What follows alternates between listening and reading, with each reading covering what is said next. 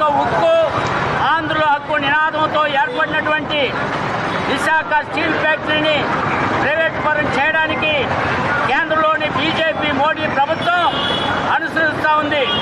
మోడీ ప్రభుత్వం ఆదాని అంబానీలకు కట్టబెట్టడానికి లాభాల్లో ఉన్నటువంటి ప్రభుత్వ రంగ సంస్థల్ని దాన్ని అప్పచెప్పడానికి రాష్ట్ర వ్యాప్తంగా అన్ని కార్మిక సంఘాల తరఫున నిరసన దీక్షలు రాష్ట్ర వ్యాప్తంగా జరుగుతున్నాయి.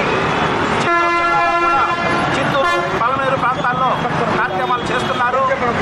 ఇక్కడ సిఐటియు నుంచి అలాగే ఏఐటీసీ నుంచి అలాగే ప్రజా సంఘాల నుంచి కేంద్ర రాష్ట్ర ప్రభుత్వాలు వాళ్ళ నిరంకుశ వైఖరికి ప్రైవేటు పరం చేయడం, ప్రైవేటు వాళ్ళకి దానదత్తం చేయడం చాలా దురదృష్టకరం.